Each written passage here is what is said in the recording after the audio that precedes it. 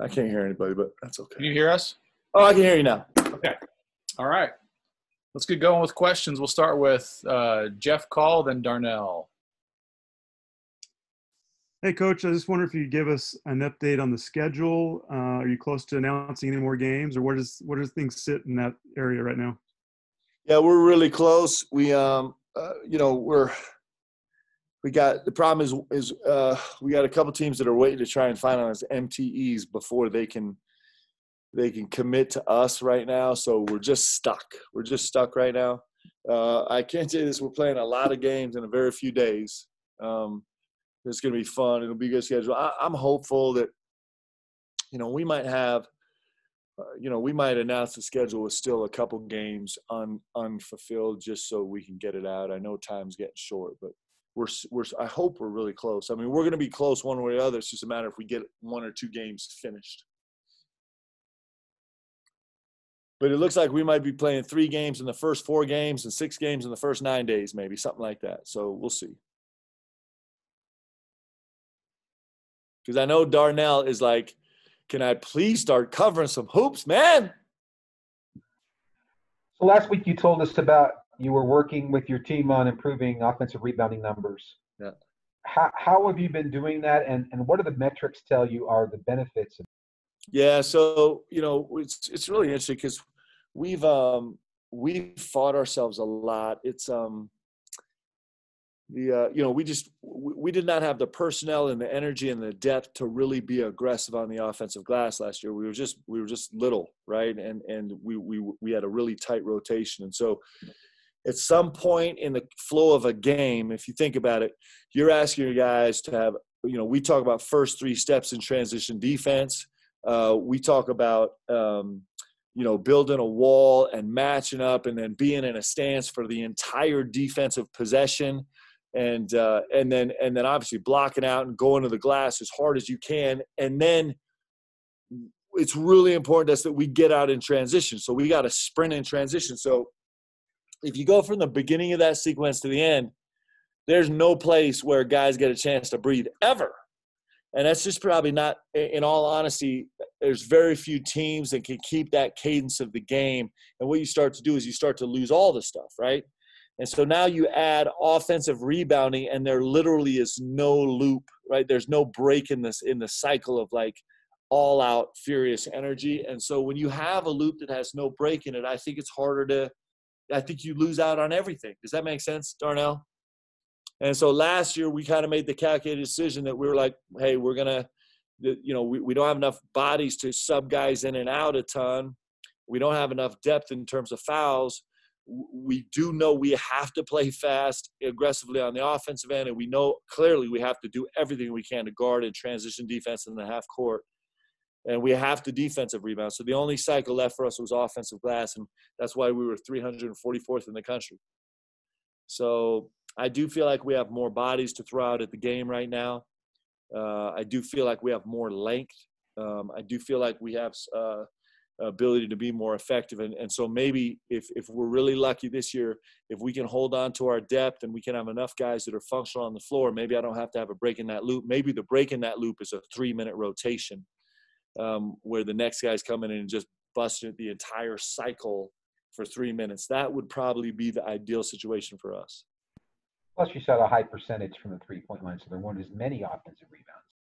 Yeah, but our offensive rebound percentage was still pretty poor. But listen, that was by design. I mean, it was just we just had to sacrifice something. We knew it, right, in order to be peaked in the other areas of the game. So that's what we sacrificed. So I'm hoping we don't have to sacrifice. In fact, if we're going to sacrifice something, it might be something else this year. I'm really keen on trying to find a way for the offensive glass to be a part of our game. Let's go Mitch, Hunter, and then Jeff again. Yeah, Mark, hopefully you can hear me. I'm driving right now, so hopefully the audio is okay. Back to the schedule, just real quick. I know that things are still working itself out, but do you plan to have that first game be opening night, November 25th, or maybe a later date? Are you targeting a game for that opening night?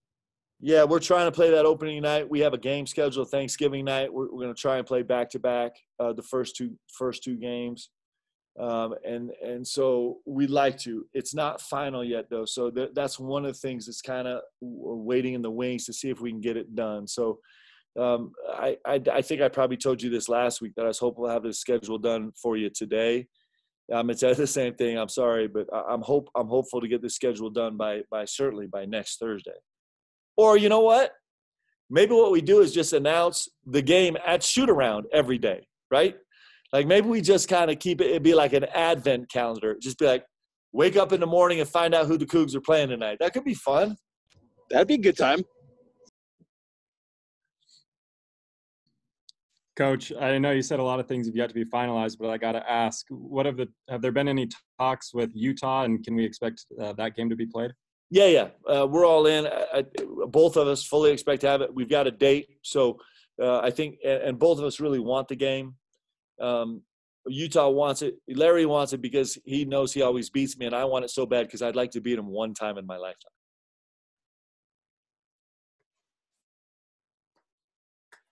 Go ahead, Jeff. So, Coach, you guys have been at practice for like 3 weeks now. How would you assess how things are going? Any surprises, or what can you tell us about what's been going on in practice these few weeks? Yeah, practice has been good. The guys are still grinding out. I mean, we actually did not go this morning. So we were twice yesterday, but just only had an afternoon practice today. So the guys are joking like, in fact, after we broke practice yesterday afternoon, the guys were so excited because they're like, we have really 2 days off. We get the rest of the night off, and then we get tomorrow morning off. That's kind of how they talk now. So they were really excited about that. But we're growing. I mean, we have so much to figure out, right? And so it is. We need every ounce of this time. Talking to a good friend the other day, and we were talking about going 2 days and how nobody does that anymore. And unfortunately for us, it's probably more for me than our guys because I need the time to figure stuff out. So it's been super effective. Our guys are working really hard. We've stayed relatively healthy. I mean, we've had some, guys banging heads and little injuries, but we haven't had anything really significant. So we've been really, really fortunate there. Anytime you can get through, kind of the bulk of 2 days with your roster mostly still standing, it's super. You're really grateful. Let's go with Sean and Cameron.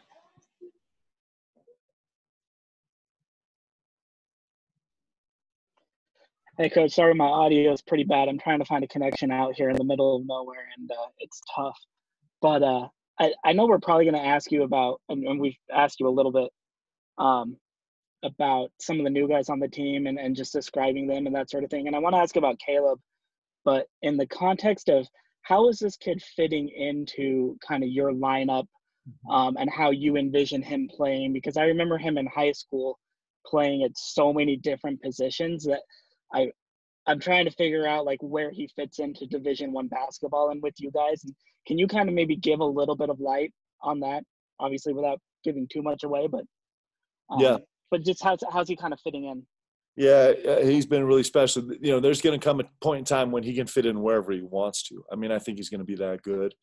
Right now, what's carrying the day for him is his work on the glass. His work on the offensive glass has been spectacular, probably the most noticeable guy on our roster, maybe along with Gideon George on the offensive glass. And he's been great defensively, and he's really rugged. Like, I love rugged guys, and he's really rugged. He kind of bangs into bodies. He's unfazed and can make shots and is effective off the bounce. He's still, got a million miles to go in terms of learning what we do and how we do it, but he's working so hard to do that. So right now, for us in general, the 4 is a little bit less demanding skill-wise and read-wise than the 3. He's played both positions.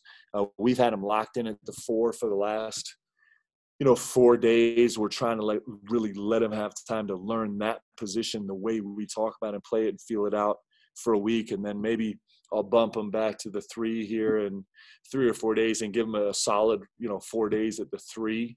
But that's probably the space he's going to live in for the most part. I think he can probably help us, when we're in tough situations, when we're in a butter situation, we got a guy we need to lock down, a ball handler that we need to lock down. He's actually got a pretty high skill level and physicality level being able to handle ball screens by himself. And we could actually switch him onto a point guard from time to time to help us if someone's getting going. He's way better guarding the ball than he is guarding off the ball, like most rookies. He gets lost sometimes guarding off the ball, but he's going to be a terrific player, and he's getting better every single day, and it's really fun to watch. He's one of these guys that, I know where he is today, and then I have no idea where he's going to be in a month. Like, he could be – he's just getting better fast. He's just, like I said, I've said this 100 times, he's just got such a joyful, willing spirit. He just wants to get better, right? Him and Brandon Averett are the guys that are always in the gym. Even in the course of 2-a-days, these guys are getting a third workout in every day. It's really stunning. So it's Caleb Lohner, super exciting. Go ahead, Cameron. Coach, how are lineups looking at this point, and is it likely that we'll see platoon substitutions at some point in the season? I don't know. Maybe we'll see platoon substitutions when I get super frustrated, right? But I don't plan for that to be the way it is. I do think, I don't know how it's going to work out. We're going to have to wait and see. But right now, I think we have the potential to kind of play guys until they're about to fall over exhaustion, and then go to the next guy really fast. I do think it could be a fresh legs deal.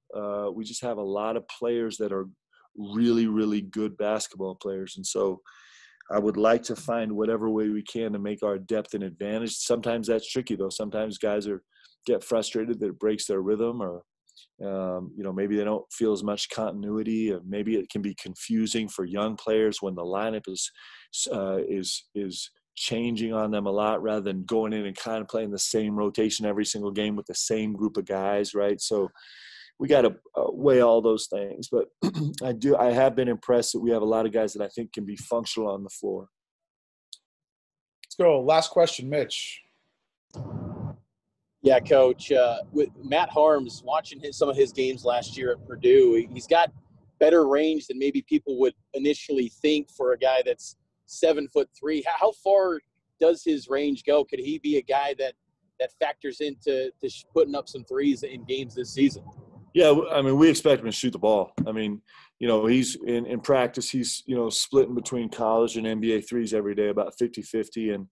And he's finding spaces to get up shots in live play. That's one of the skill sets that he has that we'll take full advantage of. And he's a confident and competent shooter, and he'll make shots for us this year. And it's a good weapon, because it's hard to challenge, right? It's hard to challenge a 7'3" dude at the 3-point line. It really is tough. Okay, thanks, Coach. Hey, what's the deal on the game tomorrow, guys? Are we going to win this thing? Darnell is non-committal. I think BYU wins by a field goal. Man, how great is this freaking football season right now, huh? It's awesome. Fun. Let's go, Cougs. Appreciate you guys. Be good.